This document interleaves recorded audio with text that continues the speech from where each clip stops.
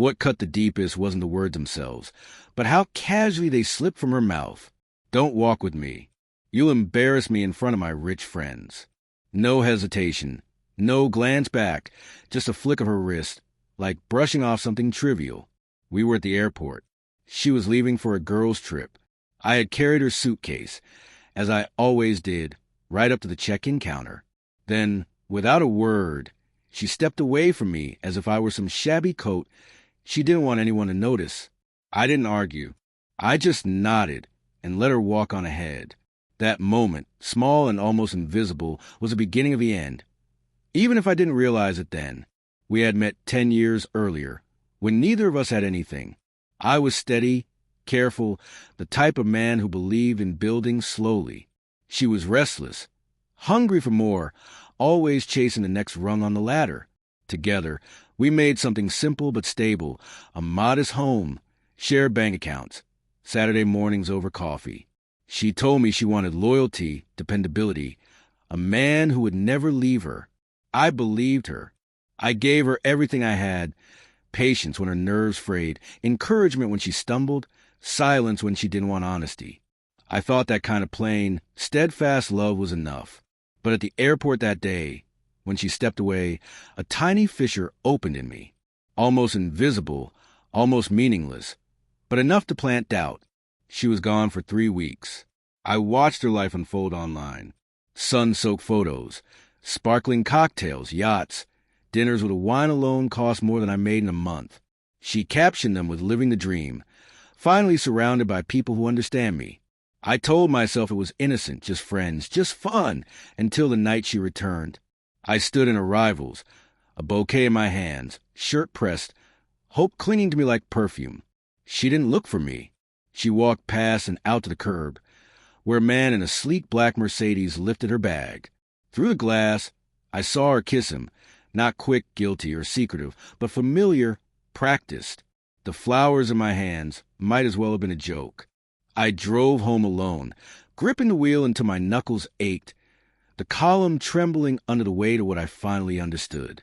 That night, I'd interrupt. No shouting, no smashed glass, no falling apart.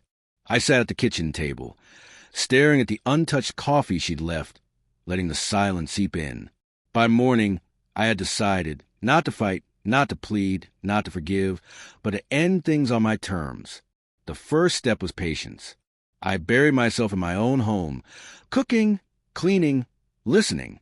When she arrived late with flimsy excuses, I nodded. When her smile lingered over a glowing screen, I pretended not to notice. Behind that quiet routine, I was already laying the groundwork. I gathered bank statements, copied files, met a lawyer discreetly. Bit by bit, I restructured the finances, locking down assets, securing the deed in my name. She had signed papers without reading for years. Her carelessness became my protection. I installed cameras, not invasive, just enough to capture what I suspected. Night after night, the evidence appeared. The same car, the same man, the same laughter echoing while she thought I slept, while she thought I didn't see. Photos, recordings, messages she never tried to hide. I waited 6 disciplined months. Then I acted. First, the money. I emptied the shared accounts, all legally mine. Thanks to the careful preparation, she was left with nothing but the debt she had joyfully racked up to fund her glittering lifestyle. Second, her image. At a dinner with her wealthy friends, the ones she had worried I would embarrass her in front of, I played the footage, her and him, over and over. No shouting, no explanations, just truth on the screen. Gasps, then laughter, then a silence sharper than any words.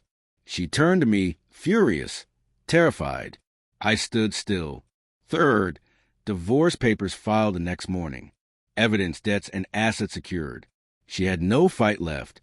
She lost the house. She lost the car. She lost almost everything. Her lover, the man in the Mercedes, vanished. Of course, he loved her only for the shine, for the status. Without it, she was nothing. Weeks later, she came to my door, voice broken, pleading, bargaining, insisting we could fix what was gone. I looked at her, really looked, not at the woman I once loved, but at the stranger wearing her face.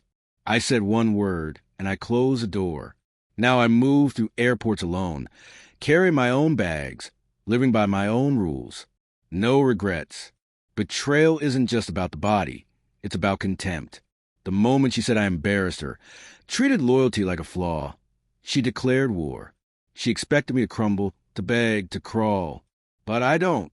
I don't chase. I don't plead. I plan. I build. And when it's time, I finish cleanly. She lost more than a husband. She lost her shield, her status, her carefully crafted facade. I lost only the illusion of love. And in that loss, I found freedom.